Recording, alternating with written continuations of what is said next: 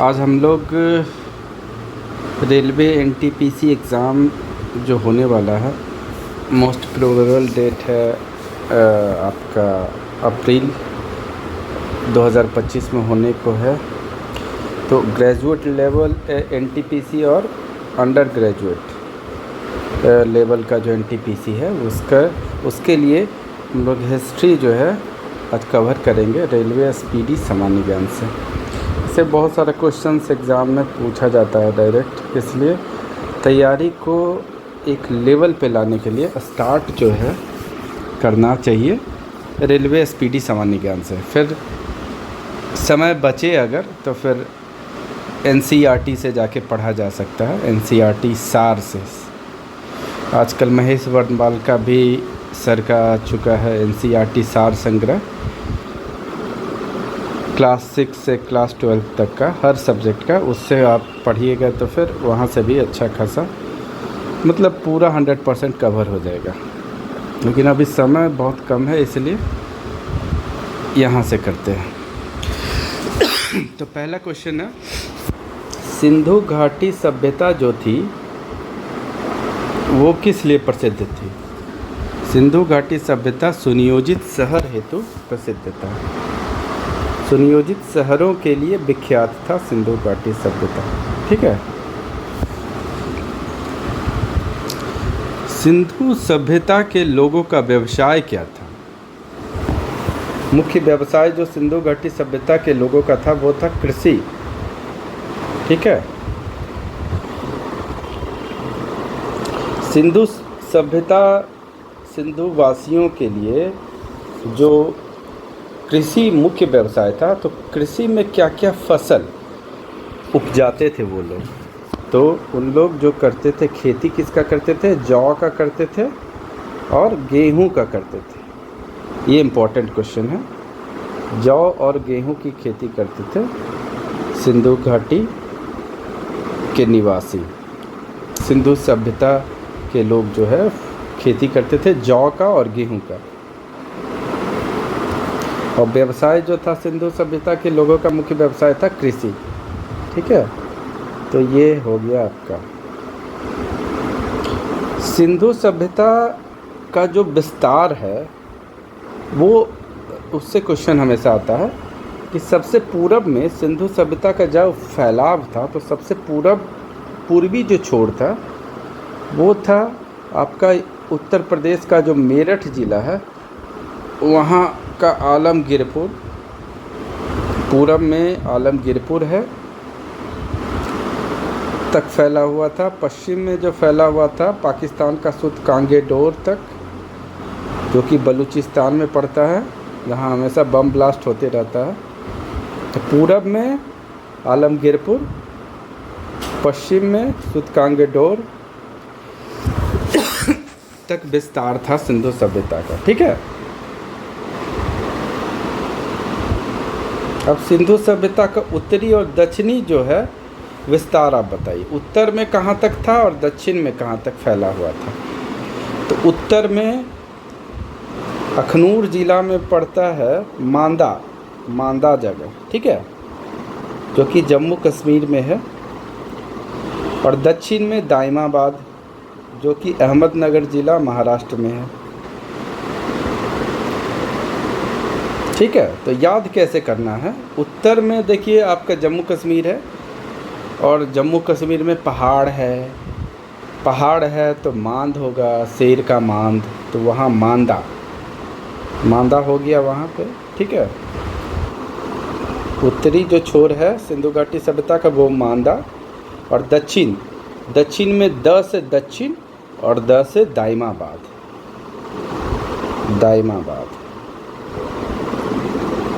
तो ये important question है।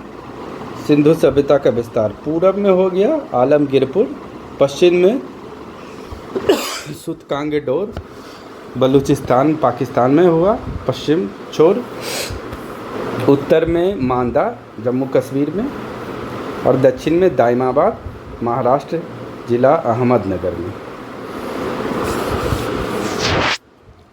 सिंधु सभ्यता जो थी वो कांस्य युगीन सभ्यता थी।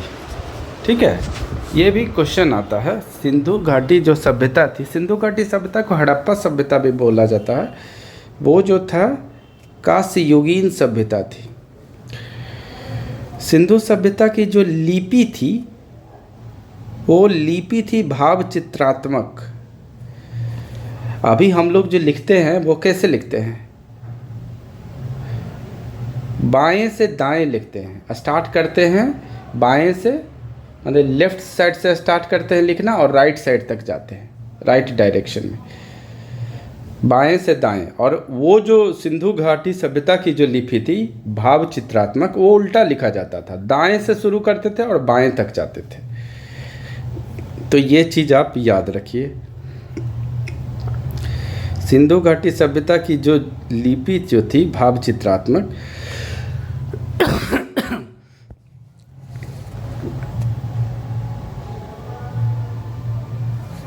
खरोष्ठी लिपि जो है लिखी जाती थी दाएं से बाएं।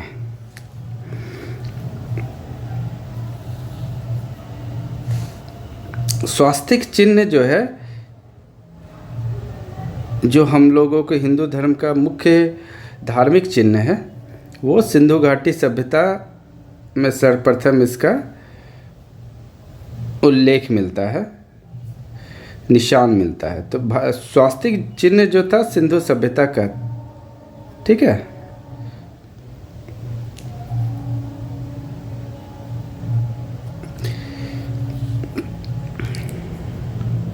मोहनजोदड़ो और हड़प्पा की जो खुदाई हुई थी, उसके जो इंचार्ज थे, प्रभारी जो थे, वो थे सर जॉन मार्शल। उनके नेतृत्व में ही मोहनजोदड़ो और हड़प्पा की खुदाई किया गया था। और तभी पता चला कि भाई ये प्राचीन काल में सिंधु सभ्यता नाम की भी कोई चीज़ थी। आदि मानव जो थे हमारे पूर्वज, उन्होंने सबसे पहले क्या सीखा, उन्होंने सबसे पहले आग जलाना सीखा, ठीक ना। और आग का आविष्कार जो है आदि मानव ने जो किया वह पूरा पाषाण काल में किया, पूरा पाषाण काल। सबसे पहले आदि मानव ने पालतू किसे बनाया था, सबसे पहले जो पालतू बनाया वो कुत्ता को बनाया गया है, ठीक है। अभी भी लोग कुत्ता पालते हैं, तो सबसे पहले जो जानवर को पालतू बनाया आदि मानव ने, वो कुत्ता को बनाया। सिंधु घाटी सभ्यता को हड़प्पा सभ्यता भी बोला जाता है, क्योंकि हड़प्पा जो है मुख्य नगर था सिंधु घाटी सभ्यता का। और हड़प्पा जो है, जो शहर था, वो किस नदी के तट पे स्थित था, ये सवाल पूछता है। रावी नदी के तट पे हड़प्पा स्थित है। सिंधु सभ्यता में जो मुख्य बंदरगाह था, जहाँ से व्यापार होता था पानी के रास्ते, वो था लोथल। लोथल में मुख्य बंदरगाह था। लोथल अभी गुजरात में है, भारत के गुजरात में है लोथल। मुख्य बंदरगाह सिंधु सभ्यता का लोथल था। हड़प्पा सभ्यता या सिंधु घाटी सभ्यता के लोग अनभिज्ञ थे, मतलब उस चीज़ से अनजान थे, लोहा से अनजान थे। लोहा के बारे में उन लोगों को पता नहीं था। सिंधु सभ्यता के लोगों को लोहा के बारे में पता नहीं था, यानी लोहा की खोज नहीं हुआ था उस टाइम तक, हड़प्पा सभ्यता के समय तक। हड़प्पा काल में जो मिट्टी के बर्तन होते थे, उस पर कौन सा रंग का उपयोग किया जाता था, तो लाल रंग का उपयोग किया जाता था। ये भी इम्पोर्टेंट क्वेश्चन है जो पूछता है। और ये भी कि हड़प्पा के लोग लोहा से अनभिज्ञ थे, लोहा से अनजान थे। चावल के साक्ष्य मिले हैं। चावल कहाँ कहाँ मिला है भाई? खुदाई में चावल के जो प्रमाण मिले हैं वो लोथल और रंगपुर से। लोथल तो बंदरगाह था, सिंधु घाटी सभ्यता का मुख्य बंदरगाह था, और रंगपुर भी एक जगह था जहाँ से चावल के साक्ष्य मिले हैं। ठीक है। सिंधु सभ्यता का जो सर्वमान्य काल्य था, सर्वमान्य काल्य कि कौन सा टाइम पीरियड माना जा सकता है सिंधु सभ्यता का, तो 2500 ईस्वी पूर्व से 1750 ईस्वी पूर्व का जो काल है वो सिंधु घाटी सभ्यता, हड़प्पा सभ्यता या सिंधु घाटी सभ्यता का कालखंड माना जाता है। 2500 ईस्वी पूर्व से 1750 ईस्वी पूर्व। मोहनजोदड़ो जो है वो अभी मोहनजोदड़ो जगह है जो है वो पाकिस्तान में है, चला गया है। तो सिंधु घाटी सभ्यता का ज़्यादातर हिस्सा जो है ना पाकिस्तान में ही था। हालांकि हिंदुस्तान में भी कुछ हिस्सा था, गुजरात हो गया, आपका उत्तर प्रदेश हो गया, महाराष्ट्र हो गया, हरियाणा हो गया, पंजाब हो गया, ये सब में भी फैलाव था। लेकिन मुख्य जो नगर था जैसे मोहनजोदड़ो, हड़प्पा, ये सब पाकिस्तान में है। मोहनजोदड़ो पाकिस्तान में है। मोहनजोदड़ो में की जो खोज किया था, मतलब खुदाई जो मोहनजोदड़ो का हुआ था वो करवाए थे राखला दास बनर्जी ने, ठीक है। और आपका हड़प्पा का दयाराम साहनी ने किया था। मोहनजोदड़ो का जो खोज हुआ था वो राखला दास बनर्जी ने, और हड़प्पा का जो हुआ था वो दयाराम साहनी ने। यहाँ देखिए हड़प्पा की खुदाई हुई थी दयाराम साहनी के नेतृत्व में 1921 ईस्वी में। अब मोहनजोदड़ो का राखला दास बनर्जी के नेतृत्व में खुदाई हुआ था और ये 1 साल बाद हुआ था, यानी 1922 में मोहनजोदड़ो की खोज हुई थी और 1921 में हड़प्पा की हुआ था। तो ये याद रखें, हड़प्पा की खुदाई दयाराम साहनी के द्वारा हुआ, के नेतृत्व में हुआ। खुदाई तो खैर खुदाई करने वाले मजदूर थे, और मोहनजोदड़ो की राखला दास बनर्जी। सैंधव सभ्यता सिंधु घाटी सभ्यता को ही कहा जाता है। उसकी जो सबसे बड़ी इमारत जो खुदाई में निकला है वो है मोहनजोदड़ो से प्राप्त अन्नागार। ऐसे ही याद रखिए, अन्नागार जो है मतलब जहाँ अनाज का जो गोदाम है वो सबसे ऊंचा, सबसे बड़ा स्ट्रक्चर होगा, इमारत होगा।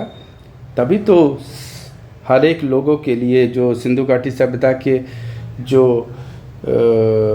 बासी होंगे, जो नागरिक होंगे, उनके खान पान के लिए जो अनाज होगा वो तो बहुत ही बड़ा गोदाम होगा, उसमें अन्नागार होगा, उसमें रखा जाएगा। इसलिए सबसे बड़ी इमारत जो है, जो भी निकला है खुदाई में, वो सबसे बड़ी इमारत है वो अन्नागार है। और वो कहाँ से निकला है? मोहनजोदड़ो से निकला है।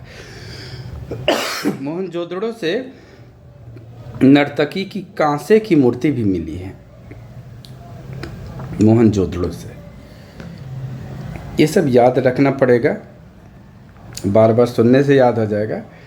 तो इसको याद कैसे कर सकते हैं कि मोहनजोदड़ो में क्या है, मोहन है, और मोहन जो है बहुत ही ज़्यादा रंगीन मिजाजी होगा, नाच गान देखता होगा, तो देखते देखते उस किसी नर्तकी का डांस पे इतना फ़िदा हो गया होगा कि उसका एक मूर्ति बना दिया होगा, कांसे की मूर्ति, और वही खुदाई में फिर निकला। इसलिए नर्तकी की कांसे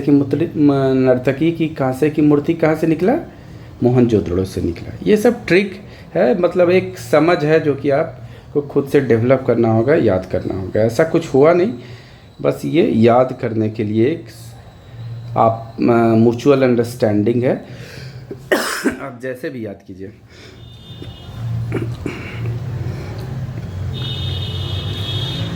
सिंधु घाटी सभ्यता के लोगों ने जो पूजा किया था, सबसे ज़्यादा पूजा होता था मातृ देवी का, ठीक है। मातृ देवी कुल देवी थी सिंधु घाटी सभ्यता के लोगों की।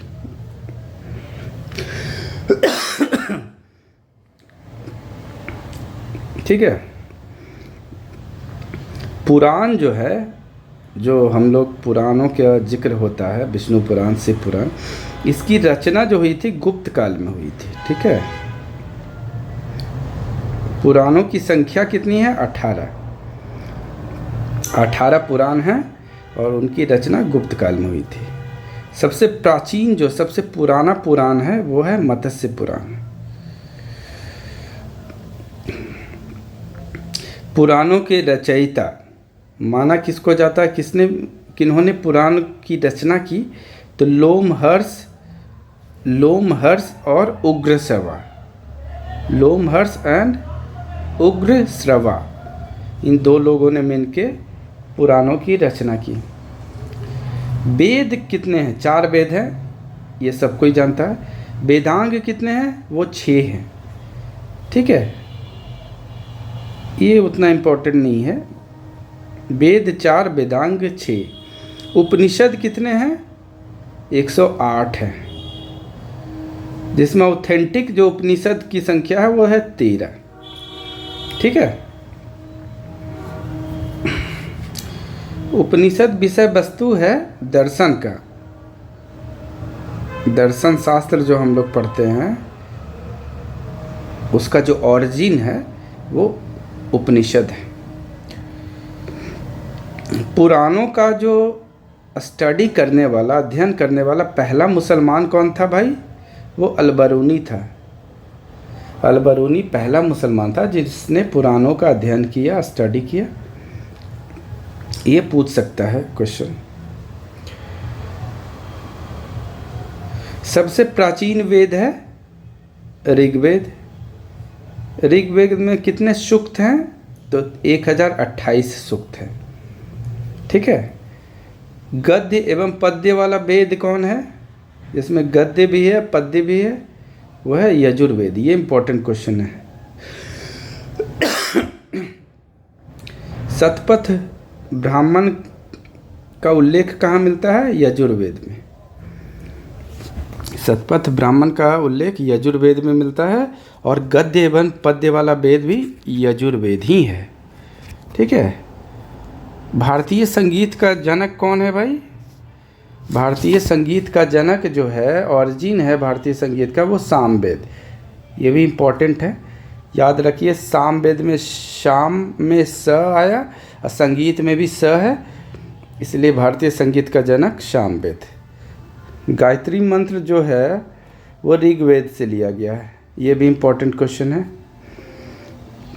गायत्री मंत्र के रचनाकार माना जाता है, जिन्होंने गायत्री मंत्र की रचना की वो विश्वामित्र जी ने गायत्री मंत्र की रचना की। गायत्री मंत्र जो समर्पित है वो सूर्य देवता को समर्पित है। ठीक है, सूर्य देवता को गायत्री मंत्र समर्पित है, जिन्हें सावित्री भी कहा जाता है। गोत्र शब्द का उल्लेख जो मिलता है सबसे पहले अथर्ववेद में। 4 वेद है, ऋग्वेद, यजुर्वेद, सामवेद, अर्थवेद, अथर्ववेद। तो अथर्ववेद सबसे बाद का वेद है और उसमें गोत्र शब्द का उल्लेख मिलता है। भागवत धर्म के प्रवर्तक जो थे वो भगवान कृष्ण थे।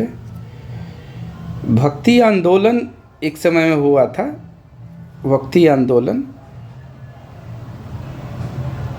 वो भक्ति आंदोलन जो है अलवर संतों ने शुरू किया था। अलवर संतों ने, ये भी पूछ सकता है।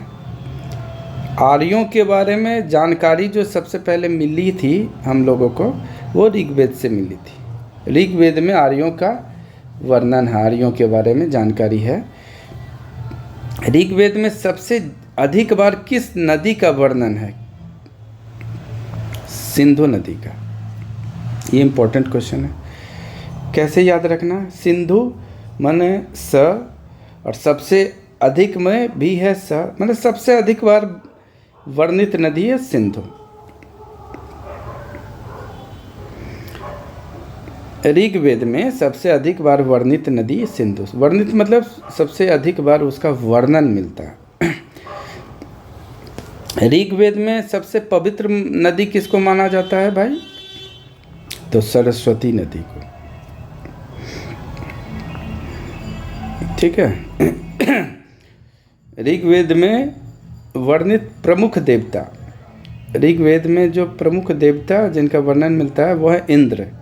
इंद्र के लिए पुरंदर शब्द का प्रयोग किया गया है ऋग्वेद में, ये इम्पोर्टेंट है। ऋग्वेद में जो है 10 मंडल हैं, इसलिए सबसे बाद में जो निर्माण हुआ है, सबसे बाद में जो जिस मंडल का निर्माण हुआ है वो है 10वां मंडल।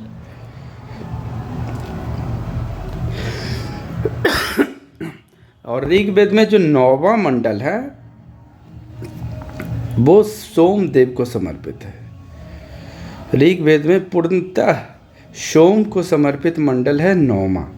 टोटल 10 मंडल है, 9वां मंडल जो है सोम को समर्पित है और 10वां सबसे बाद में लाया गया मंडल है। ये सब मंडल ऋग्वेद में उल्लेख है। अब ये क्वेश्चन बहुत बार पूछा गया है, सत्यमेव जयते कहाँ से लिया गया है? मुंडकोपनिषद से लिया गया है सत्यमेव जयते। ये बहुत ही इम्पोर्टेंट है। स्मृति ग्रंथों में सबसे प्राचीन ग्रंथ कौन है? मनुस्मृति, जिसका बहुत ही विरोध किया जा रहा है। तो स्मृति ग्रंथों में सबसे प्राचीन मनुस्मृति है। और प्राचीन हिंदू विधि के लेखक किन्हें माना जाता है? मनु को। ऐसा माना जाता है हिंदू धर्म में कि सबसे पहले पृथ्वी पे मनु आए।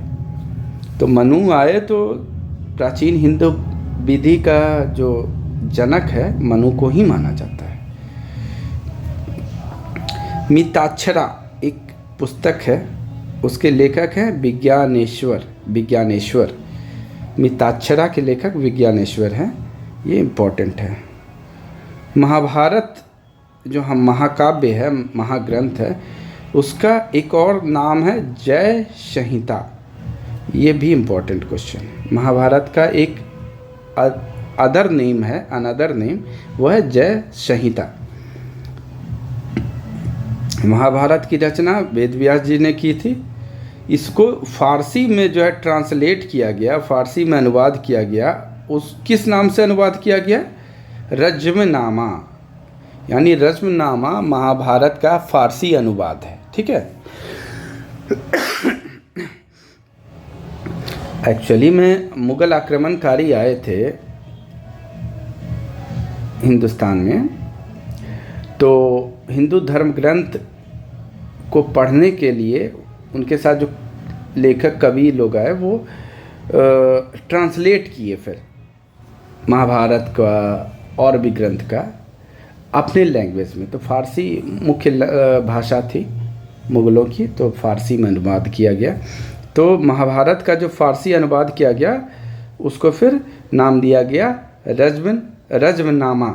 रज्मनामा। ये इम्पोर्टेंट है। आर्यों का भारत आगमन माना जाता है 1500 ईस्वी पूर्व के आसपास हुआ होगा। आर्य जो आए सबसे पहले कहाँ बसे? आर्य पंजाब में और अफ़गानिस्तान में उनका निवास स्थान सबसे पहले हुआ। आर्य माना जाता है कि आर्य जो है बाहरी लोग थे, वो मध्य एशिया से आए हिंदुस्तान में और सबसे पहले बसे पंजाब और अफ़गानिस्तान में आके बस गए। आए थे मध्य एशिया से और पंजाब और अफ़गानिस्तान में बस गए। ऋग्वैदिक आर्यों की जो भाषा थी वो थी संस्कृत। ठीक है।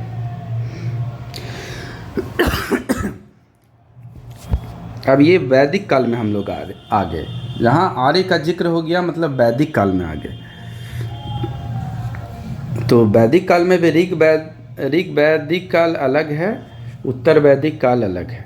तो पहले ऋग्वैदिक काल का बात हो रहा है। वहाँ उस समय में आर्यों की भाषा थी संस्कृत। शून्यवाद का प्रतिपादक किसे माना जाता है? नागार्जुन। मतलब शून्य का जो खोज किया गया एक तरह से, पहली बार शून्य का जो जिक्र हुआ वो किसके द्वारा किया गया? नागार्जुन के द्वारा। ये इम्पोर्टेंट है। भगवान बुद्ध का जन्म जो हुआ था कहाँ हुआ था? लुम्बिनी में हुआ था। कपिलवस्तु के लुम्बिनी नामक जगह में 563 ईस्वी पूर्व में हुआ था। ये इम्पोर्टेंट है। कपिलवस्तु के लुम्बिनी में भगवान बुद्ध का जन्म हुआ था 563 ईस्वी पूर्व में।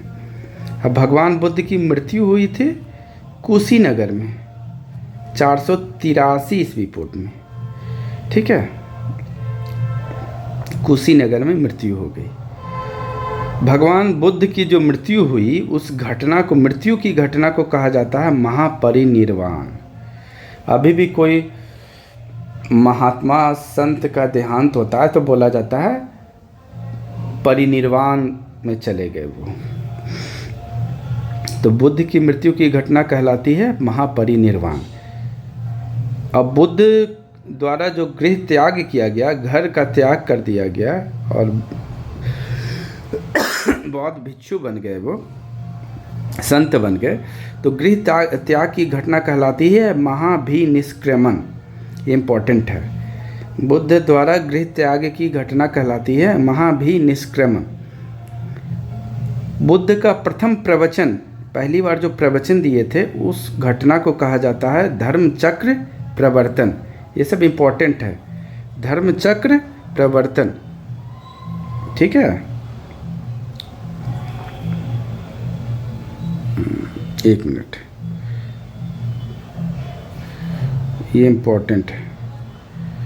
बुद्ध का प्रथम प्रवचन धर्मचक्र प्रवर्तन, यानी ऐसा माना जा सकता है कि प्रवचन दिए, वहाँ से जो है धार्मिक एक सुधार होने लगा, लोगों के मन में धर्म का भाव जागने लगा, इसलिए धर्मचक्र प्रवर्तन इस घटना को कहा जाता है। बुद्ध द्वारा प्रथम प्रवचन देना को कहा जाता है धर्मचक्र प्रवर्तन। उस घटना को धर्मचक्र प्रवर्तन बौद्धिस्ट लोग मानते हैं। गृह त्याग की घटना कहलाती है महाभिनिष्क्रमण और मृत्यु की घटना कहलाता है महापरिनिर्वाण। ये इम्पोर्टेंट है, सारा इम्पोर्टेंट है ये। ठीक है,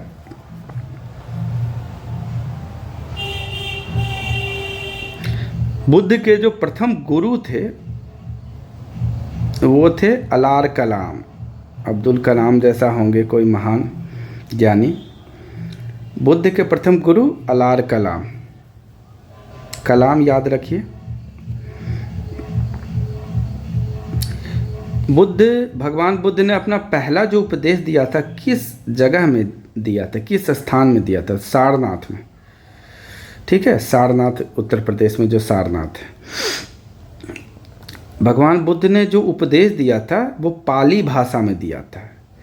अभी भी पाली भाषा में पढ़ाई कोर्स किया जाता है। पाली इंस्टीट्यूट नालंदा यूनिवर्सिटी में है वहाँ।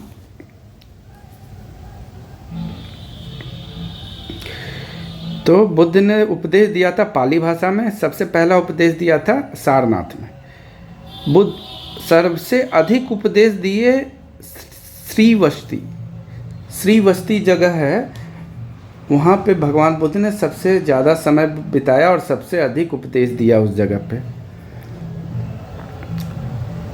बौद्ध धर्म के त्रिरत्न हैं बुद्ध, पहला बुद्ध, दूसरा धम्म, तीसरा संघ।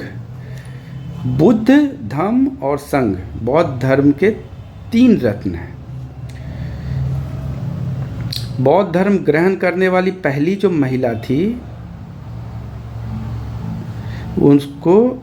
उसका नाम था गौतमी। ये इम्पोर्टेंट है। गौतमी वो पहली महिला थी जिसने बौद्ध धर्म को ग्रहण किया, बौद्ध धर्म स्वीकार किया। प्रथम बौद्ध संगीति मतलब धार्मिक मीटिंग बौद्ध लोगों का जो प्रथम बौद्ध संगीति था वो 483 ईस्वी पूर्व में हुआ था। अजात शत्रु के शासनकाल में राजगृह में हुआ था। ठीक है, इस संगीति एक तरह का धार्मिक मीटिंग है, ऐसे आप समझिए। तो प्रथम बौद्ध संगीति 483 ईस्वी पूर्व में अजात शत्रु के शासनकाल में राजगीर में हुआ था। और चतुर्थ बौद्ध संगीति हुआ था कुंडलवन कश्मीर में कनिष्क के शासनकाल में। ये कुंडलवन कश्मीर में एक कुंडलवन जगह है, वहाँ पे चौथा बौद्ध संगीति हुआ था। उस समय कनिष्क का शासन था। एक्चुअली में बौद्ध संगीति जो हुआ था वो 4 बार हुआ था। पहला राजगृह में हुआ था, दूसरा वैशाली में हुआ था, तीसरा पाटलिपुत्रा में हुआ था और चौथा कश्मीर में हुआ था। ये याद रखिए।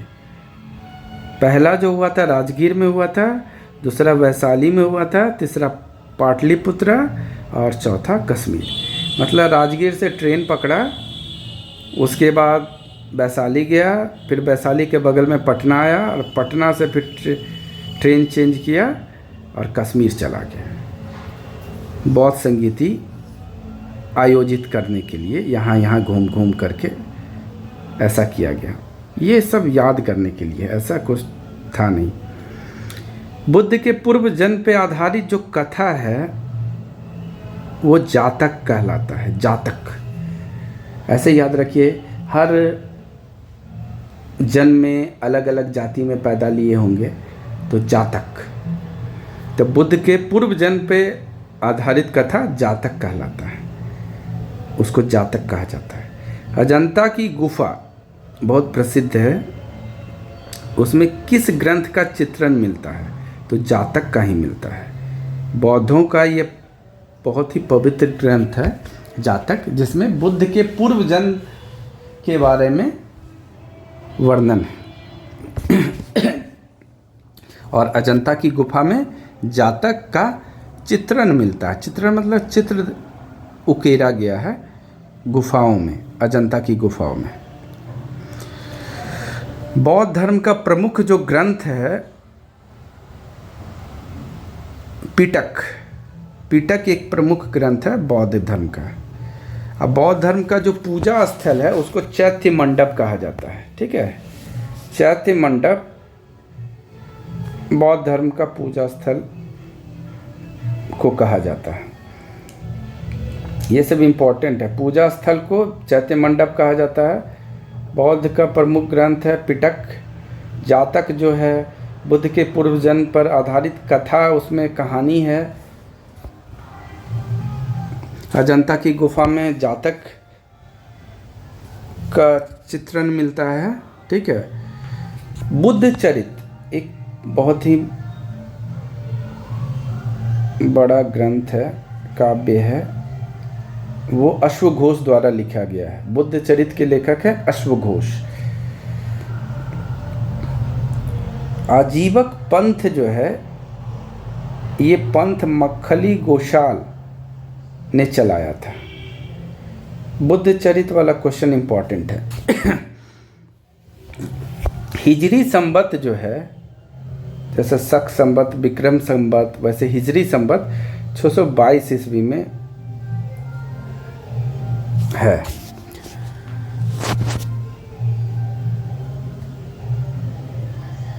सिखवाद का प्रवर्तन, सिखवाद जन्म लिया 1500 ईस्वी में, 16वीं शताब्दी में। ठीक है,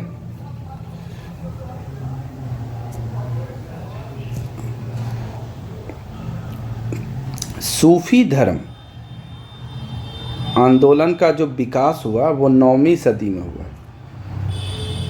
ठीक है, इस्लाम के प्रवर्तक हज़रत मोहम्मद साहब का जन्म हुआ था मक्का में 570 ईस्वी में।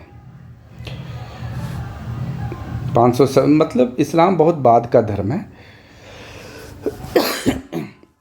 570 ईस्वी में मक्का में हज़रत मोहम्मद साहब का जन्म हुआ था। जैन धर्म के जो प्रथम तीर्थंकर थे वो ऋषभदेव थे।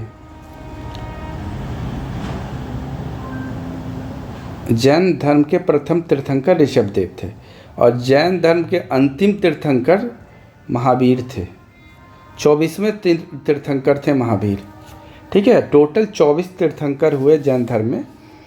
पहला थे ऋषभदेव और सबसे अंत में 24वां जो तीर्थंकर थे वो महावीर थे। तीर्थंकर एक तरह से धर्म गुरु मान सकते हैं आप लोग जैन धर्म के।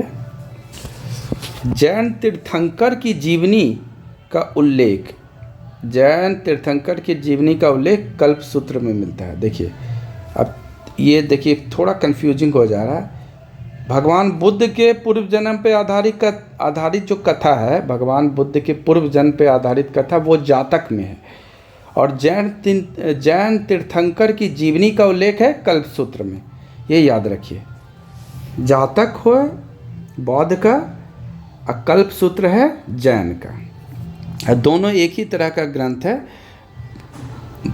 जातक में भगवान बुद्ध के पूर्व जन्म की कहानियाँ हैं और कल्प सूत्र में जितना भी जैन तीर्थंकर हुए उनका जीवनी का उल्लेख है।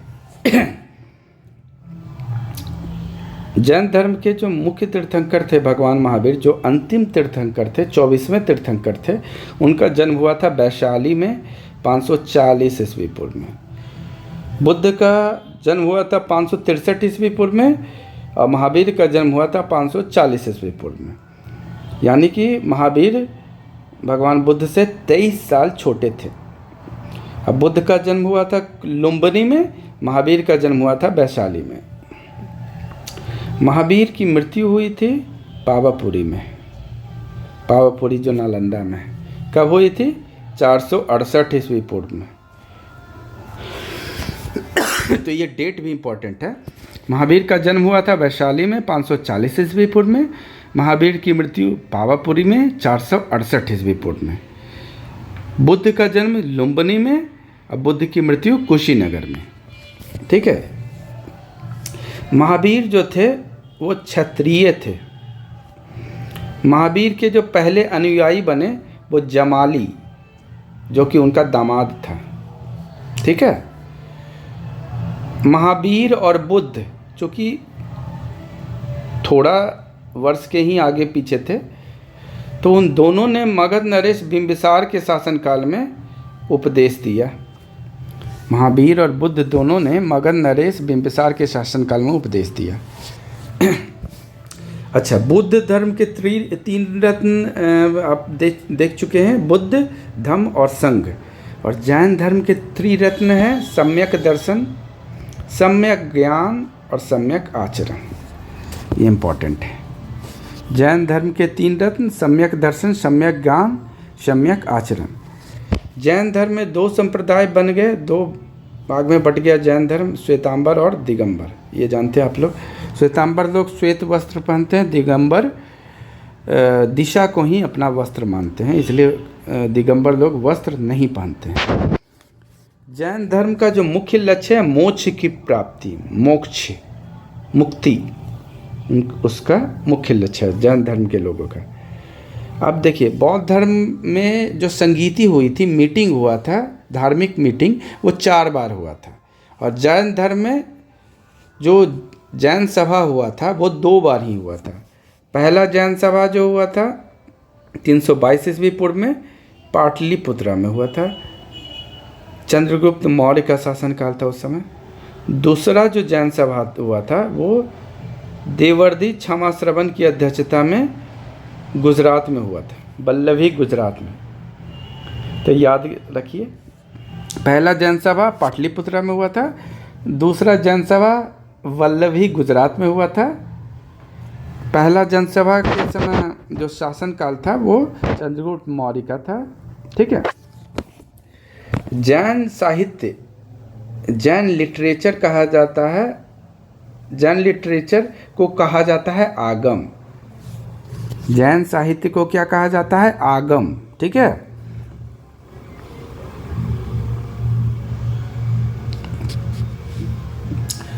ईसा मसीह जो कि मतलब ईसाई धर्म के प्रवर्तक थे, उनका जन्म हुआ था 4 ईस्वी पूर्व में बेथलेहम में। ठीक है।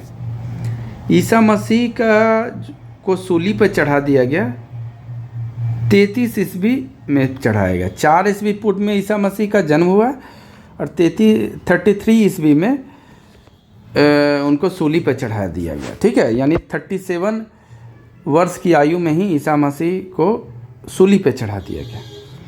और किसने सूली पर चढ़ाया? रोमन गवर्नर पोंटियस ने। मगध की राजधानी, प्राचीन काल में मगध की राजधानी थी गिरिब्रज, जिसको राजगीर अभी बोला जाता है। 16 महाजनपद का उल्लेख मिलता है अंगुत्तर निकाय। अंगुत्तर निकाय में 16 महाजनपदों की सूची है, डिटेल्स है।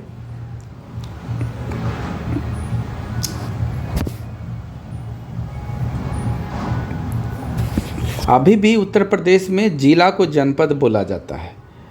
तो प्राचीन काल में महाजनपद हुआ करता था, महाजनपद, और हर महाजनपद का अपना अलग अलग राजा रहता था। कुछ कुछ ऐसे भी राजा हुए जो बहुत सारे महाजनपद को पे अकेले कंट्रोल करते थे। ठीक है। शिशुनाग वंश, शिशुनाग वंश का जो संस्थापक था वो शिशुनाग ही था। ठीक है। पाटलिपुत्रा की स्थापना, पाटलिपुत्रा को किसने बसाया भाई? उदयन ने। उदयन ने पाटलिपुत्रा की स्थापना की। पाटलिपुत्रा जो है वो गंगा और सोन नदी के संगम पे बसा है। पाटलिपुत्रा अभी का पटना है। हर्यक वंश, हर्यक वंश का जो संस्थापक माना जाता है बिंबिसार को माना जाता है। यही बिंबिसार के शासनकाल में भगवान महावीर और बुद्ध दोनों ने उपदेश दिया। मगध नरेश बिंबिसार के शासनकाल में। ठीक है। तो बिंबिसार एक्चुअली हर्यक वंश का संस्थापक था। अमित्रघात, अमित्रघात के रूप में कौन प्रसिद्ध था? बिंदुसार। मतलब दुश्मनों को का वध कर देता था घात लगा के। बिंदुसार पिन पॉइंटेड अटैक करता था बिंदुसार, इसलिए उसे अमित्र घात कहा जाता है। जनपद अवंती, जनपद अभी भी उत्तर प्रदेश में जिला को जनपद बोला जाता है। तो जनपद अवंती की राजधानी उज्जैन थी। ये सब इम्पोर्टेंट है। नंद वंश जो है उसका अंतिम शासक था धनानंद। ठीक है। नंद वंश का अंतिम शासक था धनानंद।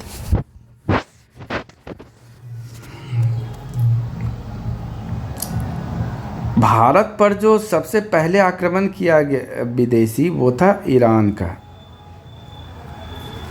ईरानी आक्रमणकारियों ने भारत पर सबसे पहले आक्रमण किया।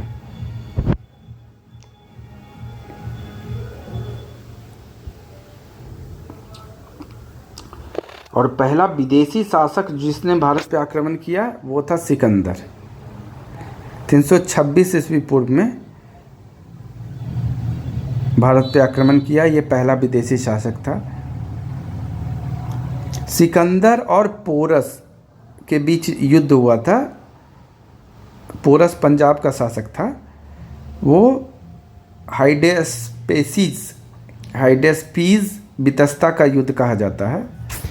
सिकंदर और पोरस के बीच का युद्ध हाइडेस्पीज बितस्ता का युद्ध, ये उतना इम्पोर्टेंट नहीं है।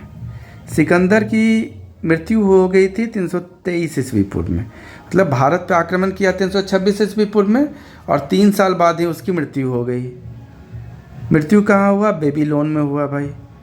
जब भारत आया तो जीतते चला गया सिकंदर। पोरस उसको कड़ा टक्कर दिया।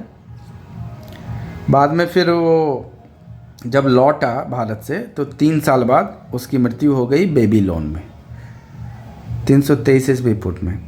मौर्य वंश का जो है संस्थापक किसे माना जाता है? चंद्रगुप्त मौर्य को। मौर्य वंश की जानकारी विष्णु पुराण में मिलती है। ठीक है। विष्णु पुराण में मौर्य वंश की जानकारी मिलती है। सुदर्शन झील जो है चंद्रगुप्त मौर्य ने बनवाया था भाई, ये इम्पोर्टेंट है।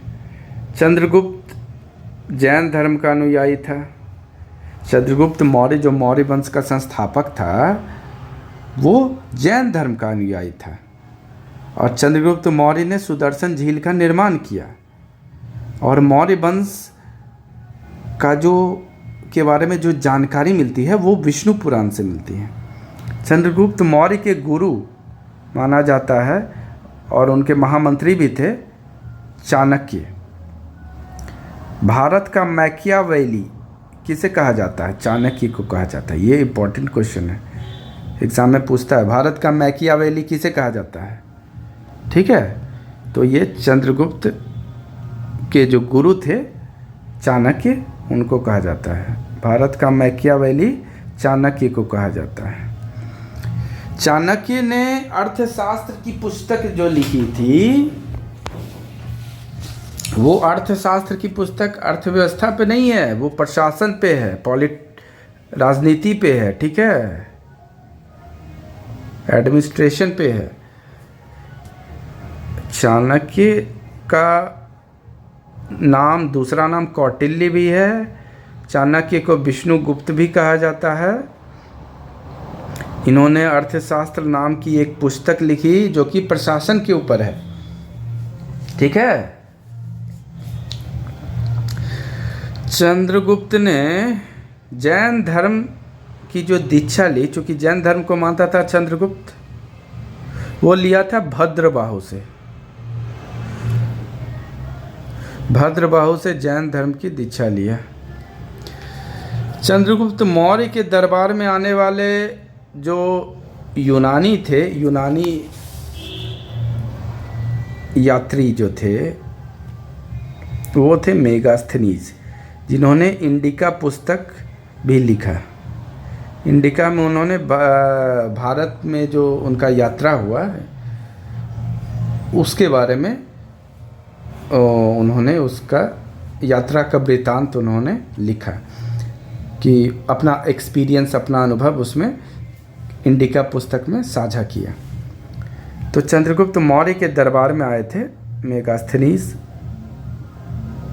वो यूनान से आए थे मेगास्थनीज, ये इम्पोर्टेंट है। चंद्रगुप्त मौर्य की मृत्यु हुई थी सरवनबेलगोला में, जो कि कर्नाटक में है, ठीक है। 298 ईस्वी पूर्व में चंद्रगुप्त मौर्य की मृत्यु हो गई। तो ये पहला वीडियो था इतिहास का, स्पीडी रेलवे स्पीडी सामान्य ज्ञान से। अब अगला वीडियो हम लोग देखेंगे। ऐसा ये पार्ट 1 है, पार्ट 2, पार्ट 3 भी आएगा, पार्ट 4 भी आएगा, और 4 पार्ट में हम लोग ख़त्म कर देंगे इतिहास को।